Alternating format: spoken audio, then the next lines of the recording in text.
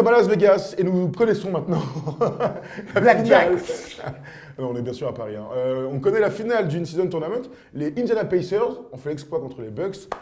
Bravo messieurs, on va en parler tranquillement. Et les Lakers ont explosé les Pelicans. Donc on a une finale de deux équipes en jaune, Erwan, dans deux villes complètement opposées des États-Unis. Pacers contre les Lakers, revival de la finale de 2000. Oh, bravo. Ah ouais, j'ai bossé. Hein. Bravo. MVP. MVP, ouais, bon, ça facile c'est chaque. Alors qu'est-ce que tu en penses 4-2. 4-1, 4-1. 4-2. 4-1. 4-2. 4-1, ouais. 4-2, 4-1. Ouais, il va nous dire tout à l'heure. Bon alors dis-moi ce que tu en penses, t'es content de cette affiche, c'est cool. Ouais, je suis content de voir que ces Pacers-là, dans leur philosophie, vont au bout des choses. Ça, c'est important pour moi. J'aime, tu sais, quand il y a quand on dessine des projets et qu'on veut jouer d'une certaine manière et qu'on va au bout des choses.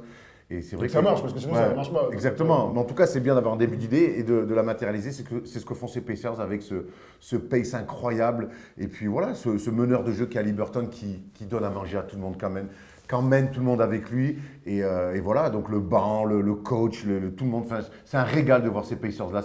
Ils te diffusent quelque chose en tout cas. Clairement, voilà, allons-y à fond. Alors, Tom vient de dire que c'était 4-2, tu as raison. 4-2, 4-1, 4-0, c'est les 2-3 finales, tu as raison. Ouais. Du coup, victoire 128-119 contre les Bucks.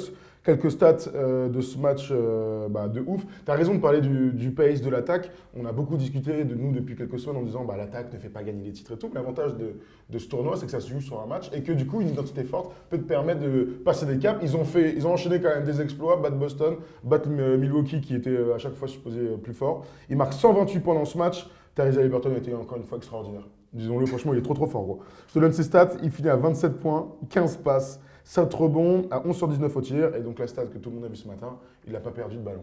Aucun ballon perdu. Et c'était déjà la même chose contre Boston. Toi qui jouais meneur de jeu, c'est une stat dont on parle finalement assez peu, je trouve.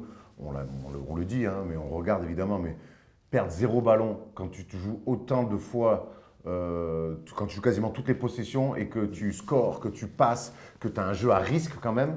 Clairement. Merde, quoi. C'est une stat extraordinaire. Il ne faut pas la galvauder, il ne faut pas la minimiser. Perdre 0 ballon dans un match comme ça, avec autant de possessions, quand tu as autant la balle dans les mains, c'est une stat d'exception. Et ça montre à quel point ce mec-là joue juste. Tu sais, tu disais, on n'en parle pas souvent, parce qu'en fait, c'est rare. Hein.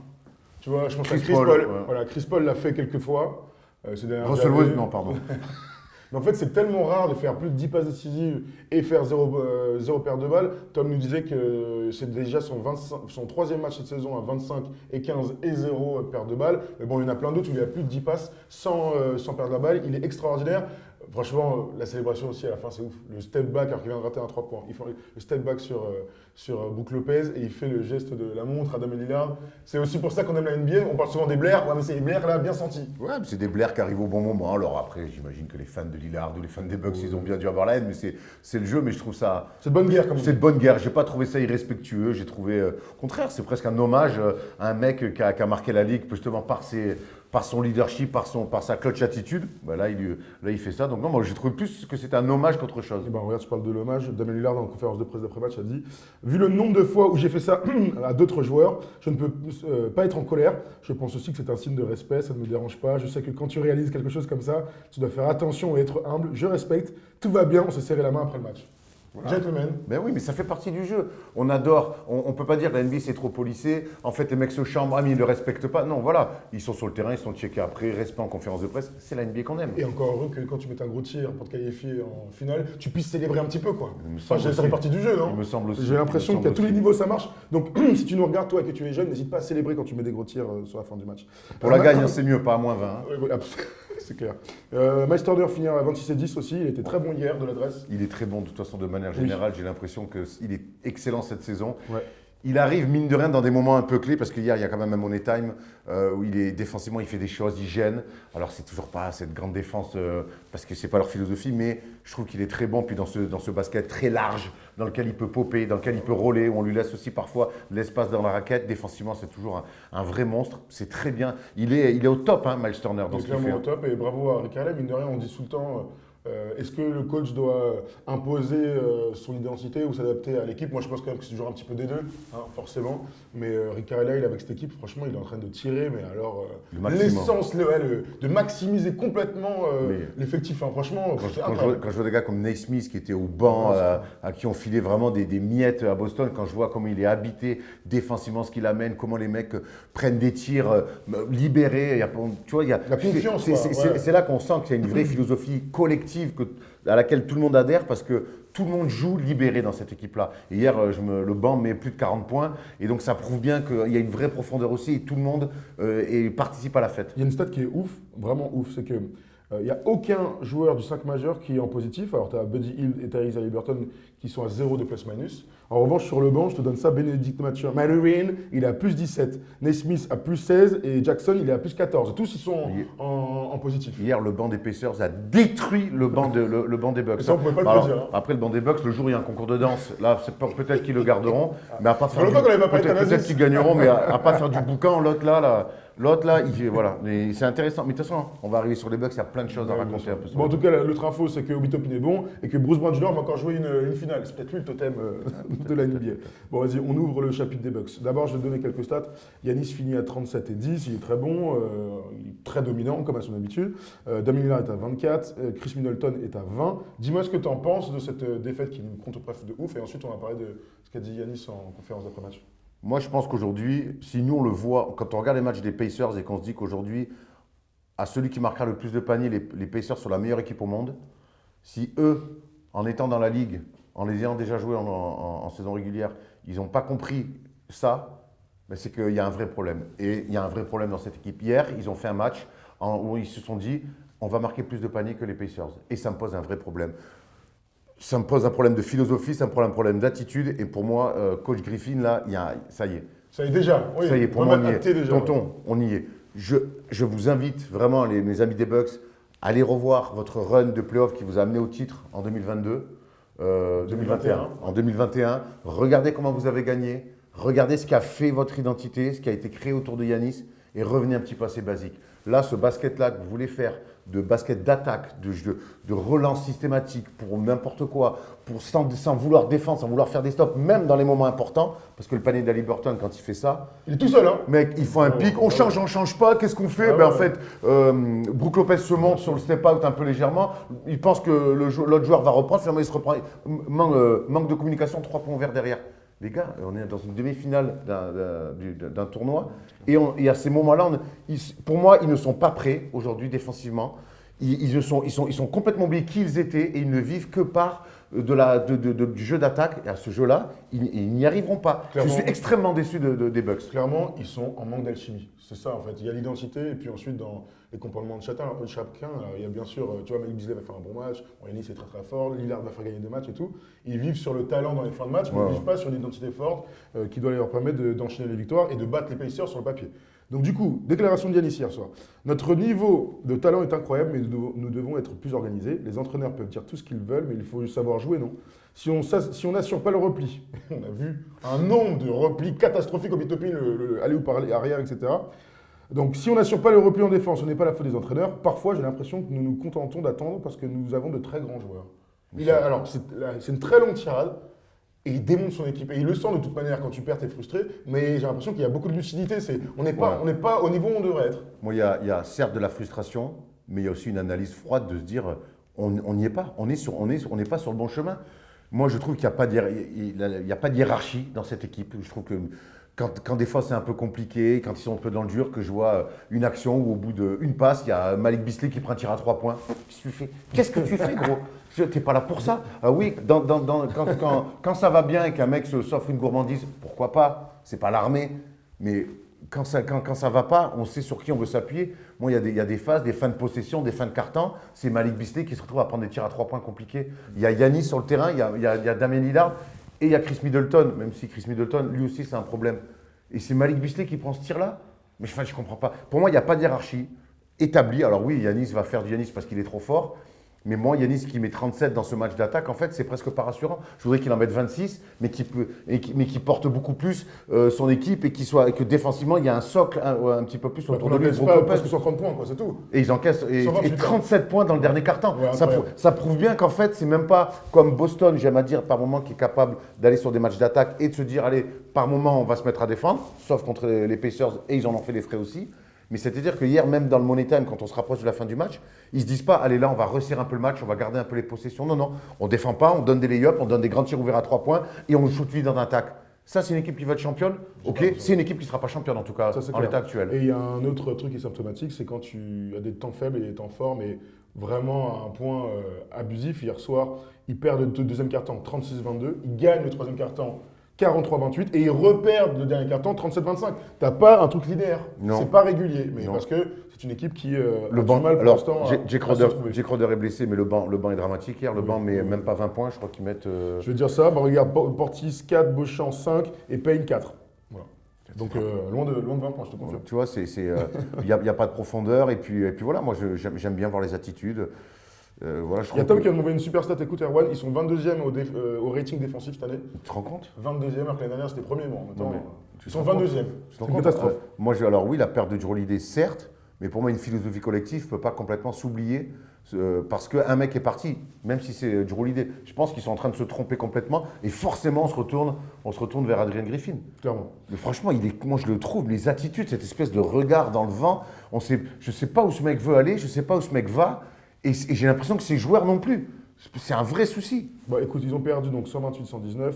Bravo aux Pacers pour bravo. La première équipe qualifiée dans l'histoire. On l'a tous vu, ils sont encore invaincus, comme les Lakers. Donc on va tout de suite sur le deuxième match de la soirée. Bon, je vous donne le score, vous l'avez tous vu, 133-89. Ils ont démoli les Pelicans. On va s'arrêter sur un Kemé quand même. Bon joueur. Il a joué 23 minutes hier, il finit à 30 points avec un pourcentage de haute volée pour Papy LeBron qui a 39 ans bientôt, donc 30 points, 8 passes, 5 rebonds, 9 sur 12 au tir, 4 sur 4 à 3 points. Il est le premier joueur de l'histoire à faire 35-5 en 23 minutes de temps de jeu. Franchement, le moment là où il met les 11 points d'affilée, donc 3 points d'affilée dans le deuxième quart, il m'a fait créer de ouf. C'est pour ça que je regarde du basket. Et d'ailleurs, on en parlait il n'y a pas longtemps, je te disais, moi, ce que je préfère au basket, j'aime les crosses, j'aime les dunks, tout ça, les buzzer beaters. Mais un mec qui a un coup de chaud sur 1 minute 30, qui enchaîne les actions et les paniers, moi, c'est ce que j'aime en NBA, ce que j'aime dans le basket. Ah, il a rendu hommage à Richard Cochiante, j'ai attrapé un coup de soleil. Il a pris un vrai coup de chaud. Attention à Vegas, ça peut être dangereux, attention de la peau direct. C'est vrai. Non, mais il y a les stats et puis il y a la manière de LeBron, ce côté toujours là, ce côté rayonnant qu'il a hier, c'est ce coup de chaud qu'il prend à 3 points, comme il emmène tout le monde avec lui. Franchement, défensivement sur Zion, les passages en force et tout. Franchement, il me fait kiffer. Puis tu as raison, il y a son match-up avec Zion hier qui est archi intéressant. Cette manière de défendre 3 mètres en disant vas-y, shoot. Ou en tout cas, il lui a cassé son rythme, Zion. Il lui a complètement cassé son rythme. C'était intéressant. Il s'occupe de tout et ça va donner une finale incroyable. Ça va faire une nouvelle finale pour LeBron. Et franchement, c'est cool de voir les Lakers et LeBron James en finale de ce In-Season Tournament. Et puis c'est mérité, voilà, hier les Lakers, il y a une première mi-temps un petit peu décousue où ça se rend coup pour coup, puis ils se sont mis à défendre. Et cette équipe-là, chaque fois qu'elle se met à défendre et qu'elle trouve de la course, elle est difficile à gérer. Donc ça va être un vrai choc d'opposition face aux Pacers. Est-ce que ça sera l'attaque des Pacers qui va prendre le pas? Est-ce que ça sera la défense des Lakers qui va prendre le pas? Ça va être intéressant. Clairement, donc le deuxième quart-temps, ils sont à plus 14 les Lakers. Et ils gagnent le troisième pour être sûr de remporter la demi. 43-17 et ils ont explosé. Je vous donne quelques stats quand même, puisque Anthony Davis a été sobre et très bon. 16, 15 et 5. Taurean Prince a été très adroit et important. De toute façon, il est bon, sans aucun doute. Il est dans le 5 majeur, il met 15 points. Avec 5 paniers à 3 points. D'Angelo Russell, quand tout va bien, c'est plus simple pour lui, comme toujours. Austin Reeves est à 17 points. Hachimura est à 12. Même Cam Reddish a été plutôt bon et hyper important dans l'équilibre de la défense. Ils leur ont complètement roulé dessus. J'étais honnêtement déçu par la performance des Pelicans parce qu'ils nous ont régalé. Sur le quart de finale, où on s'est dit, oh, ok, contre les Kings à l'extérieur, machin, on a vu une gramme, on a vu des vrais trucs. On a vu Zion benché et pourtant ils ont gagné ce match et tout. Là, ils sont arrivés, et à l'image des deux matchs d'ailleurs, une espèce de faux rythme où c'est difficile. Alors déjà le parquet, disons-le, c'est une catastrophe. On a compris les couleurs de la NBA, bleu et rouge. Mais moi, un parquet couleur crème, là, comme nous par terre. Inspirez-vous des meilleurs. Mets-moi une raquette rouge, une raquette bleue si tu veux, des lignes. Ça suffit, gros. Ça suffit, enfin bref. D'ailleurs, tu as vu que les Lakers ne peuvent pas jouer avec le maillot noir parce que ça posait problème avec le parquet. Bon. Mais il y avait un faux rythme et ça jouait clairement contre les Pelicans. Ouais, je te rejoins sur les Pelicans. Je suis très déçu. Ils ont raté leur événement. Ils sont complètement passés à côté de leur événement hier. Sur les replis, ils sont catastrophiques. Défensivement, j'ai été très déçu. C'est une équipe qui peut faire beaucoup mieux. Hier, on voit combien de mecs on va arriver à la bourre, mordre à des fans, finir dans les tribunes. Je me suis dit, ah ouais, ils sont sérieux. Vraiment dans les attitudes comme ça. Ils sont passés à côté de leur événement. C'est dommage pour eux parce que je ne sais pas s'ils avaient. Pour moi, c'est une équipe qui, sur un match, peut se taper les Lakers s'envoyer en finale. C'est un match qui peut t'envoyer jouer une première finale d'un tournoi. Et ils sont, pour moi, complètement passés au travers. Dans le début du troisième, quand ils commencent à exploser, il n'y a aucune. Il n'y a pas de résilience. Il n'y a pas de révolte. Il n'y a eu rien. Ils ont très vite baissé les bras. Bon, ils sont venus jouer au casino plus qu'au basket. Ils ont pris le plein. Ils ont pris le plein. Ils sont venus faire le plein, ouais. Ils ont fait le plein et puis ils sont repartis difficilement. Ils ont marqué que 89 points. Surtout qu'Indiana avait montré la voie juste avant. L'upset et tout ça. Bon, écoute, après, tu passes à côté de ton événement et c'est aussi comme ça que tu progresses.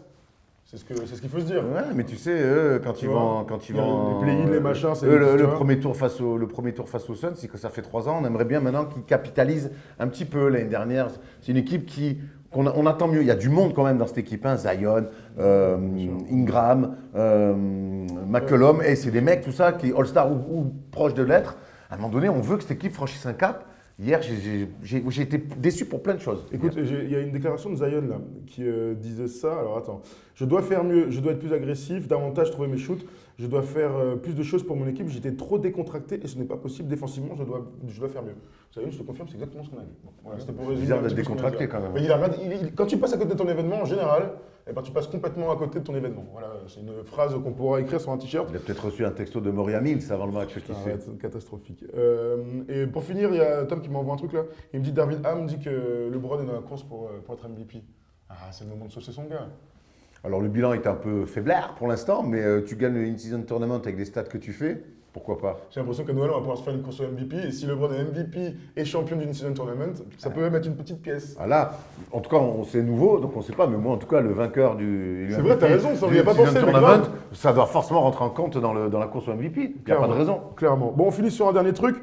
C'est que la finale, c'est samedi soir. Ce soir, il y a plein de matchs. Hein. Vous avez vu, tout le monde joue, c'est la folie. Dimanche, il n'y aura pas de match. Mais donc, samedi soir, 2h30, Pacers face donc aux Lakers. Je vais chez les copains de Winamax. Comme toujours, hein, si on parie, on a 18 ans et on fait attention à tout ça. On ne déconne pas sur les paris sportifs. Je te donne les cotes, Erwan, pour voir ce que disent les traders quant à ce match. Je peux voir la cote des Pacers, un peu comment ils sont considérés. J'arrive, tac. Il est là, in season tournament. Alors, Lakers favoris, 1,54 sur Winamax, Pacers 2,35. Ouais, je te donne une autre stat, il y a 99% des gens qui ont déjà parié sur ce match qui votent pour les Lakers. 99% des gens. Bah, l'histoire, elle est belle. Pour LeBron, elle est presque écrite d'avance. Maintenant, les Pacers, j'ai l'impression qu'ils aiment bien gâcher la fête. Hein. Ah ouais, c'est les mecs que tu n'as pas invités en soirée, mais qui déboulent et qui repartent avec les meilleures meufs. Alors que c'est toi qui as organisé. C'est un peu ça les Pacers. Ça fout la haine. Sachant que contre les Celtics, on avait dit qu'ils ne passeraient pas. Contre les Bucks, on avait dit qu'ils ne passeraient pas. Bon, bah maintenant, je dis plus rien. Hein. J'attends de voir si les Lakers vont être capables de le faire. Bon, quand même, je suis l'avis de tout le monde. LeBron est en mission, etc. C'est Vegas, ces trucs. À voir. En tout cas, on va s'éclater samedi soir, 2h30. Bon, 2h30 samedi soir. Les amis, on se retrouve lundi, comme toujours, de 20h à 22h, pour la libre antenne NBA sur Twitch. Et puis voilà, on reste bien connectés comme d'hab. Comme d'hab, toujours sur les réseaux. On se souhaite un bon week-end. Bon week-end, les amis. Un excellent week-end.